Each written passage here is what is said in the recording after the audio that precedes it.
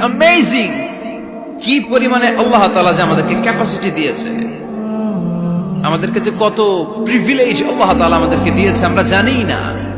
আমরা আমাদের দেহে কত শক্তি সম্ভাবনা নিয়ে যে ঘুরে বেড়াই আমরা অনুধাবন করি না। এজন্য সময়গুলোর কাজে লাগাও। কিন্তু আফসোসের সাথে লক্ষ্য করা যাচ্ছে যুবকদের চরিত্রকে ধ্বংস করে দেওয়ার জন্য যে কয়েকটা হাতিয়ার আছে সবগুলো বাংলাদেশে আছে না নাই? ইয়াবা আছে না নাই? ফেন্সিডিল আছে না নাই? হিরোইন আছে না নাই? মারিজুয়ানা আছে না নাই? এই ফেন্সিডিল ইয়াবা আগে শুনতাম ইউনিভার্সিটির ছেলেরা খাইছে, এরপরে নাইমা আসলো কলেজে, এরপরে হাই স্কুলে, এখন প্রাইমারি ছেলেদের হাতেও ইয়াবা ঢুকছে। চিল্লা এখন ঠিক কিনা? দেশের যুব সমাজ আজকে কোথায়?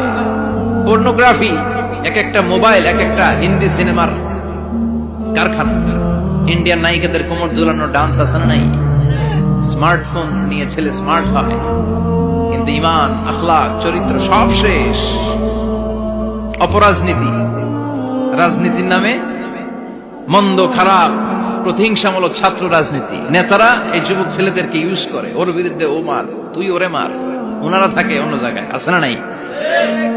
এভাবে আমাদের দেশের ছেলেদের চরিত্র, তাদের সম্ভাবনাকে আমরা নষ্ট করে দিচ্ছি। যুবক ভাইয়েরা, in the day of judgement, কিয়ামতের কঠিন ময়দানে আল্লাহ তাআলা 7 শ্রেণীর ব্যক্তিকে তার আরশের নিচে ছায়া দিবেন।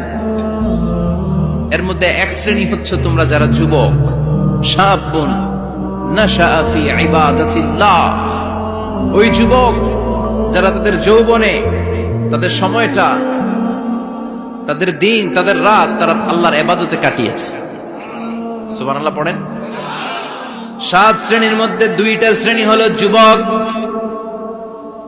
একটা হলো যৌবন সময়ে যারা আল্লাহর ইবাদতে রাত কাটায়, সময় কাটায়। আর দ্বিতীয় ওই যুবক যে যুবককে কোনো নারী অন্যায় কাজের, অন্যায় প্রেম করার পরকীয়ার অফার দেয়, ওই অফারকে ক্যান্সেল করে ওই যুবক বলে ইন্নী আখাফুল্লাহ, আমি এই পরকীয়ার দিকে যেতে পারি না, কারণ আমার অন্তরে ভয় আছে একজনের, তিনি কে?